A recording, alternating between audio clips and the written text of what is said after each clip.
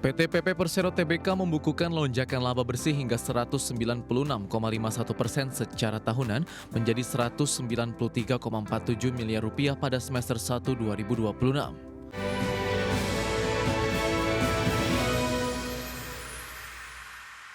Ya, PT PP Persero Tbk membukukan laba bersih senilai 193,47 miliar rupiah pada semester 1 2026. Ya, capaian laba bersih tersebut melonjak hingga 196,51% dibandingkan periode yang sama di tahun sebelumnya.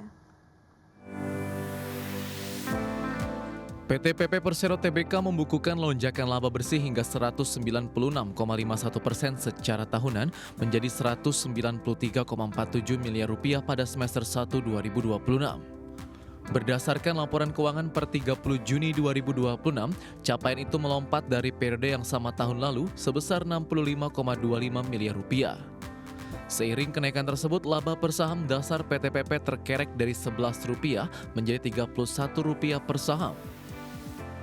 Lonjakan laba bersih entitas induk tersebut terjadi di tengah tekanan pada pendapatan usaha PT PP yang terkoreksi 11,20% secara tahunan dari Rp6,71 triliun pada semester 1 2025 menjadi Rp5,96 triliun pada semester 1 2026. Penurunan top line memicu kenaikan beban pokok penjualan secara relatif meski nilainya susut 10,20% menjadi Rp5,20 triliun. Alhasil, laba kotor perseroan tergerus 17,50% menjadi Rp760,77 miliar dari sebelumnya Rp922,13 miliar.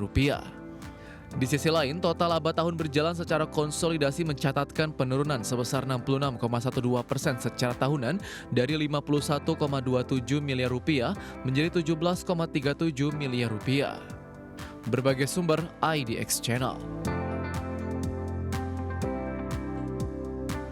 Pemirsa, PT Astra International Tbk atau ASII memperoleh persetujuan pegang saham untuk membeli kembali atau buyback saham dengan nilai maksimal Rp8 triliun. Ya, persetujuan ini diputuskan dalam rapat umum pemegang saham luar biasa atau RUPSLB 2026 yang diselenggarakan pada Jumat siang pekan lalu. Dikutip dari Keterbukaan Informasi Bursa Efek Indonesia, manajemen PT Astra International Tbk atau ASII menjelaskan buyback akan dilaksanakan sesuai dengan Peraturan Otoritas Jasa Keuangan atau POJK nomor 29 tahun 2023 dengan jumlah sebanyak-banyaknya Rp8 triliun. Nilai tersebut belum termasuk biaya perantara pedagang efek serta biaya lain yang berkaitan dengan pelaksanaan pembelian kembali saham.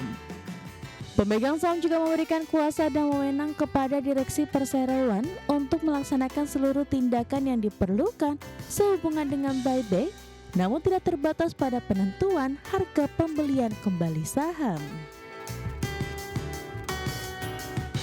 Program buyback ini dijadwalkan berjalan selama 12 bulan. Pendanaannya bersumber dari kas internal, bukan dari pinjaman maupun dana hasil penawaran umum.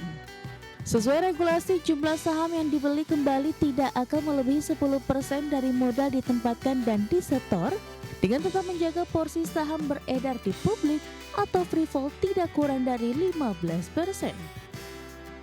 Presiden Direktur PT Astra International Tbk Rudi mengatakan langkah ini merupakan bagian dari komitmen meningkatkan nilai jangka panjang bagi pemegang saham sekaligus memperkuat disiplin alokasi modal.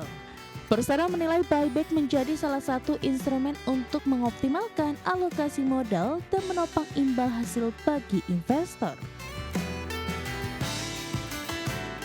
Diketahui ini bukan program buyback pertama perseroan. Di periode kedua yang berlangsung 16 Maret hingga 15 Juni 2026, Perseroan telah merealisasikan pembelian kembali 153,4 juta saham senilai Rp810,7 miliar atau sekitar 40,5% dari alokasi Rp2 triliun.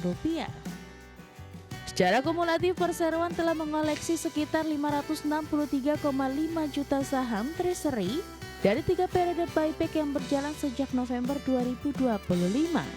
Selain buyback, RUPSLB menyetujui pengalihan sebagian saham hasil program pembelian kembali saham periode ketiga yang berlangsung sejak 16 Maret 2026 hingga 15 Juni 2026. Jumlah saham yang dialihkan tidak melebihi 100 juta saham dan akan digunakan untuk pelaksanaan program kepemilikan saham manajemen atau Manajemen Share Ownership Program atau MSOP. Berbagai sumber, IDX Channel. PT Forekopi Indonesia Tbk menyampaikan telah membuka 40 gerai baru di sepanjang semester 1 2026. Pembukaan gerai baru ini sekitar 40% dilakukan di kota-kota Tier 2 dan Tier 3. Manajemen menyebut pembukaan gerai baru mencerminkan meningkatnya permintaan atas pengalaman kopi premium di pasar-pasar tersebut sekaligus konsistensi manajemen dalam merealisasikan penggunaan dana hasil IPO sesuai dengan strategi yang telah ditetapkan. Adapun total gerai aktif di bawah Forecoffee Indonesia mencapai 393, meningkat dari 259 pada semester 1 tahun 2025.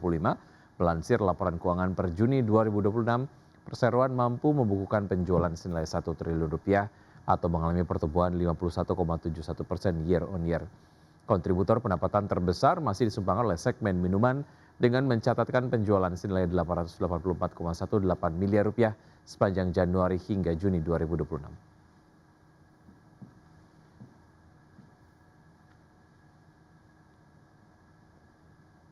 Pemirsa, harga minyak melonjak lebih dari 1% pada perdagangan Senin setelah bergerak volatil sepanjang sesi. Pelaku pasar menimbang harapan munculnya kembali perundingan antara Amerika dan Iran di satu sisi, serta meningkatnya ancaman terhadap pasokan energi global setelah kelompok Houthi Yaman mengumumkan blokade laut terhadap Arab Saudi di sisi lain. Minyak mentah berjangka Brent ditutup naik sekitar 1,3% ke level 89,22 dolar per barrel, sedangkan minyak mentah berjangka West Texas Intermediate menguat di 0,9% ke level 83,23 dolar per barrel. Meski konflik terus meningkat, pasar mendapat sedikit sentimen positif setelah muncul kabar mengenai upaya diplomatik untuk meredakan ketegangan. Seorang pejabat senior Iran mengatakan kepada Reuters bahwa para mediator menyampaikan proposal deeskalasi kepada Teheran yang mencakup usulan gencatan senjata selama 10 hari guna membuka jalan bagi pemulihan kesepakatan sementara yang dicapai kedua negara bulan lalu.